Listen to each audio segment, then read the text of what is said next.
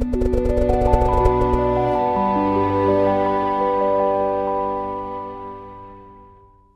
for the... You should wait until you heard my lecture, so thank you very much.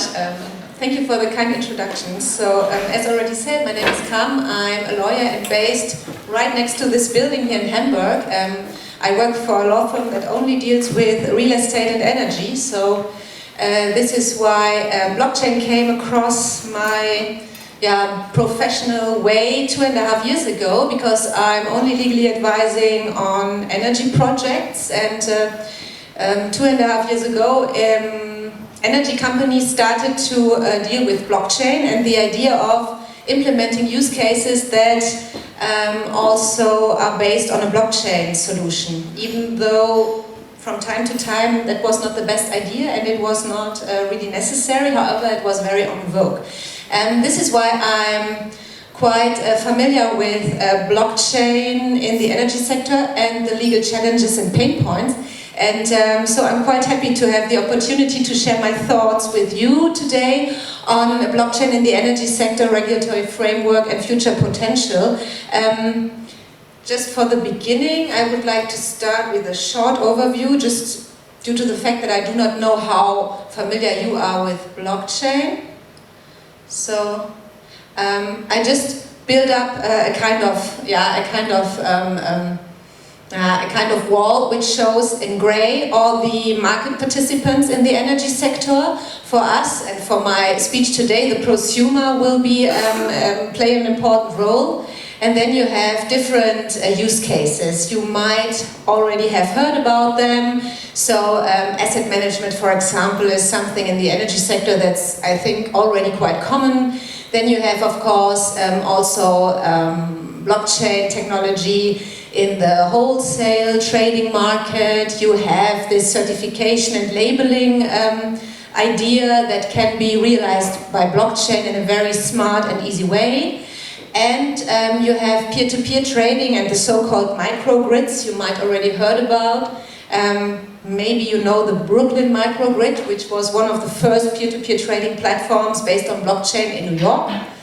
And I also made a question mark because, of course, I do not know all the potential use cases. I'm just a lawyer and not a techie. So today I would like to give you a short introduction on what peer-to-peer trading in the energy sector on blockchain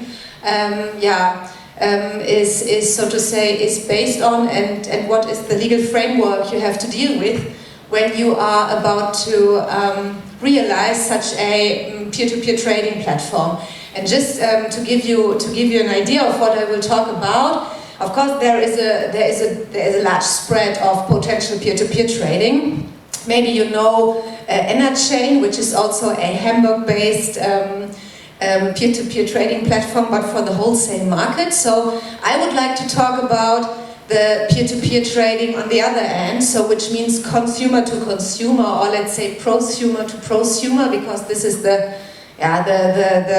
most common way to build up peer-to-peer trading so far. And as you might see, we have already some projects here in Germany that have been realized. You might have heard of Wuppertaler Stadtwerke that have realized together with Axpo the so-called Tollmarkt, which is also a kind of decentralized peer-to-peer trading platform on renewable energy basis. And then we had a Conjoule that was a joint venture of TEPCO and Innogy.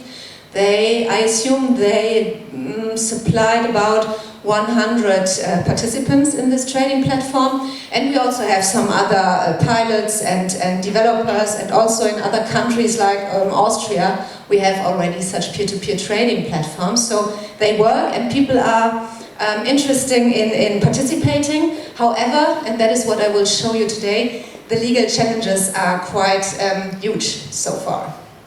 To give you an introduction, as I do not know whether you are familiar with the energy legal framework or not, the principle is that there is no specific regulation of blockchain technology. So this is of course not a surprise, but this just shows the principle of let's say, energy law, because energy law is not dealing with different technologies, it is just dealing with different market roles and associated obligations. And therefore, I have just printed down all the market roles that are of importance with regard to peer-to-peer trading. You have, of course, the plant operator, you have the so-called electricity or energy supplier, you have household customers, you have customers, and you have final consumers. So, as we had just lunch, and you might be a bit tired now, I will not start quoting the different clauses for you. This is quite boring. What you might have already realized is that there is no legal definition of the so-called prosumer, which means someone like you and me, maybe having a solar panel on his rooftop, from time to time producing energy and from time to time selling it, as you have produced so much that you can't consume it at all. So that is the big issue, to be honest, that the prosumer, we are all talking about the prosumer, but he is not legally defined. So this means there is no specific market role for the prosumer. He is, however, in a dual role due to the fact that he from time to time is a producer, so then he is a plant operator and even an electricity supplier, as he supplies electricity to someone else in the peer-to-peer trading platform, and he can also be just a consumer. And to be honest, that is the main pain point, but there is a kind of hope that this will change in the near future. I will later tell you why. These different market roles have to fulfill certain obligations that are also laid down in the law. Just to show you a bit so that you get an idea of why it is so difficult for Mr. Schmidt and, I don't know, Mrs. Müller to become a prosumer in these days. For example, the Energy Industry Act lays down on, it is about 2 or 3 pages, legal requirements you have to fulfill in case you are an electricity supplier to household or final consumers. It is very detailed. You have to conclude an energy supply contract with such household consumers, and it is very detailed, laid down what has to be part of this contract, and with regard to termination, to the term of the contract. So it is very, I would say it is not possible for let's say, a normal person that has no legal background just to fulfill all these obligations. And then, of course, you have to do accounting. That also follows a special regime that is laid down in the Energy Electricity Act. You have, as you might know, you have balancing groups, and there is a balancing group manager for every balancing group existing, and as every point for the injection of electricity as well as every point for the offtake of electricity needs to be part of a balancing group.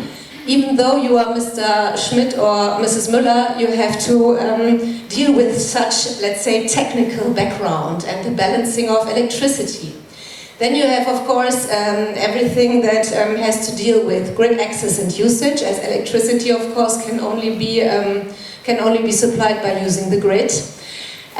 We have, for example, change of supplier processes that are very detailed, laid down in the Renewable Energy Sources Act, telling us who to inform, in which way, how to document, and also how long such a change of supplier might take. And in these days, it can take up to 3 weeks. And as you all know, due to the blockchain technology, it would be possible to change the supplier in real time.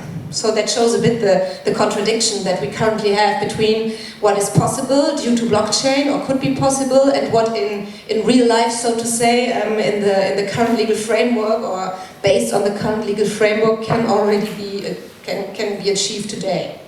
And then, far from all this energy regulatory stuff, you just have civil law requirements, which means our bürgerliches Gesetzbuch, so the German Civil Code, which just defines different requirements with regard to term of contracts, termination, withdrawal of contracts. So what I just wanted to show you have to fulfill huge number of obligations, duties, in order to be electricity or energy supplier.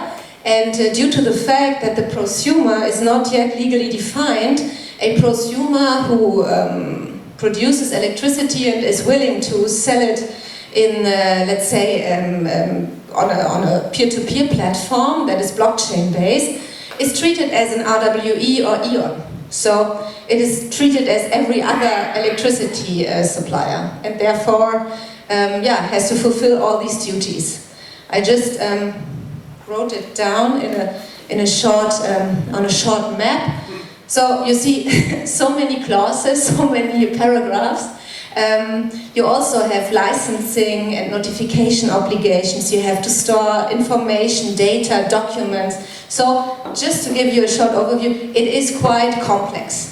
And then of course we have all the technical impacts like the balancing group accounting, as I just explained, and everything that has to do with the grid. You have metering obligations. So I think we all would not be, let's say, willing to be a prosumer in a peer-to-peer trading platform if we would have to fulfill all these obligations, duties, and as you might already know, if you breach these obligations, of course, you are penalized. Yeah, I mean, it has to do with money, and it has also to do with you are not allowed anymore to sell energy. So that leads to the fact that so far all, let's say, peer-to-peer trading platforms I know, which are about 5 to 7 here in Germany so far, they all have chosen a structure which takes the platform operator also as service provider. So this means there is not only a platform operator making available the platform so that participants can trade energy or electricity amongst each other. It is a platform operator who is dealing as a service provider, who is taking over all those regulatory and legal obligations from those prosumers, just in order to allow them to market their electricity and to be able to be part of such a peer-to-peer trading platform. So that is why at the end of the day, I would say, or it is quite clear, that peer-to-peer trading platforms in these days cannot really use the full potential blockchain technology would bring to them, because we always, I mean, I'm not a techie, but what I have understood is that the blockchain technology has the potential to make these intermediates, like a platform operator, obsolete. So this would mean I could just be a trader on my own and just conclude energy supply contracts with other participants of the trading platform without such a platform operator. This is so far not possible, as you will not find any prosumer who is willing to take all these obligations, risks and everything just in order to sell some electricity from his solar panel or so. So this is a real pity, and that is why the contractual structure so far foresees that there is a kind of, I called it platform access contract, of course you can also name it differently, which is to be concluded between the platform operator and each participant. It may be a prosumer, a consumer, a producer, whatever, and it just makes sure that the participant does not have any of these obligations shown above. And however, the platform operator is of course paid for taking over all these obligations and risks. So finally, it is more or less a direct marketing version, decentralized and more regional, but it is of course not what you might have imagined when you hear about peer-to-peer trading based on blockchain. But there is some. I just also put a little image just to show you what the target should be. Yeah, there is a peer-to-peer platform, but without, let's say, a platform operator dealing as a service provider, and every prosumer, every participant is dealing on his own and with the other participants. But as of today, as there is no specific regulation of blockchain technology and the regulatory pain points and challenges are quite complex and huge, there is a platform operator dealing as a service provider. So that is the current structure, and hopefully the target will be reached soon. And I assume that it could be possible due to different directives coming out of Brussels that have to be implemented into German law until 2021. And what I just wanted to show you is that there is still no legal definition of the so-called prosumer, but we will have a legal definition soon of the so-called active customer. And I just brought it is the same when you hear the definition. I just wanted to read it a bit. It says that it means a final customer who consumes or stores electricity or who sells self-generated electricity or participates in flexibility or energy efficiency schemes. So I'm of the opinion it is a kind of prosumer then, which means that our German legislator will have to implement, he must implement such a market role. So far we have not reached to bring the legislator to do it on his own. He has to do it now due to Brussels. And what is also interesting, we have now, or we will have, a legal definition of peer-to-peer trading. That is also quite good, because it says in the directive, it says peer-to-peer trading of renewable energy means the sale of renewable energy between market participants by means of a contract with predetermined conditions governing the automated execution and settlement of the transaction, either directly between market participants or by an aggregator. However, it already foresees automated trading also on the basis of smart contracts, blockchain technology. So I would say this is quite a step in the right direction. To be honest, January, June 2021 seems to be quite far away. I don't think that the legislator will do it earlier, to be honest. We have the blockchain strategy now, you all know it, you have read it. It does not say anything in this regard. With regard to the energy sector, it just points out that the government is up to build a smart contract register. I mean, that's quite cool, because smart contracts are quite good for electricity or gas supply contracts, because these are kinds of contracts and goods you can very easily shift into code, into a smart contract. However, what I wanted to point out today with my lecture was just that with regard to peer-to-peer trading based on blockchain technology, we are missing a legal definition of the so-called prosumer, as he is the, so to say, main role. He would be the leading market role for a decentralized and regional electricity purchase.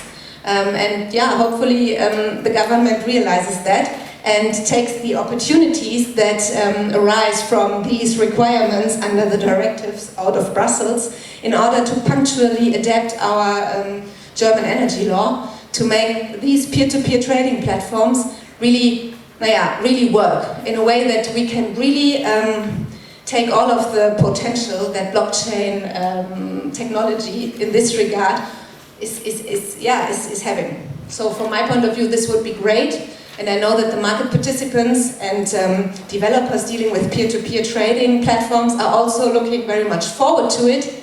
I hope we will see us again in 2021, and then all of this outlook has become a reality so far. So thank you very much.